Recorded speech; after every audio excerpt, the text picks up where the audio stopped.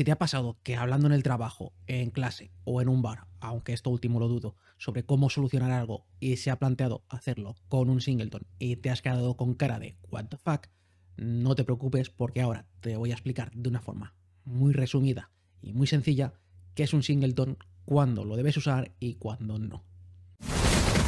Lo primero que tienes que saber es que el singleton ha existido siempre en .NET, lo que antes era más complicado de implementar porque había que hacerlo de forma manual, y desde las últimas versiones de .NET se ha hecho de una forma mucho más sencilla. Lo que pasaba antes es que a la mayoría de gente le daba pereza crear el singleton y tiraba por usar clases estáticas, que más o menos te puede servir para lo mismo. Entonces, ¿una clase estática y un singleton es lo mismo? No, no es exactamente lo mismo una clase estática que un singleton. Sí que es cierto que tienen similitudes, como que solo hay una ejecutándose, pero hay bastantes diferencias. Por ejemplo, una clase estática no es una instancia, es simplemente una agrupación de variables y métodos, mientras que un singleton sí que es una instancia. Otra cosa a tener en cuenta es que una clase estática jamás se borra, mientras que el singleton, cuando no se está usando, el garbage collector sí que lo puede borrar y cuando haga falta se volverá a inicializar. Simplemente que solo va a haber una en todo momento ejecutándose.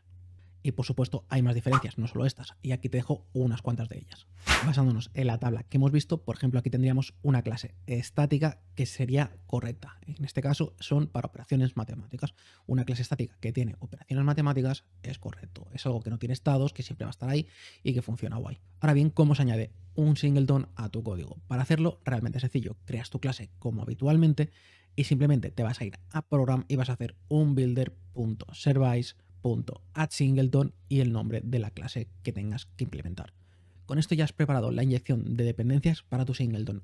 Ahora simplemente, donde haga falta, vas a hacer un private read-only de tu clase singleton. Lo vas a llamar en el constructor de la clase que estés usando y listo. Ahora, siempre que tengas que usar ese singleton, lo vas a llamar desde la variable de read-only. ¿Cuándo no deberíamos usar un singleton? Pues en una clase tipo esta, en la cual tenemos una variable que se puede modificar por cualquiera. ¿Qué pasa si a esto le hacemos un singleton? Pues ahora, si ejecutamos, he creado una pequeña página que tiene un formulario que rellena este dato.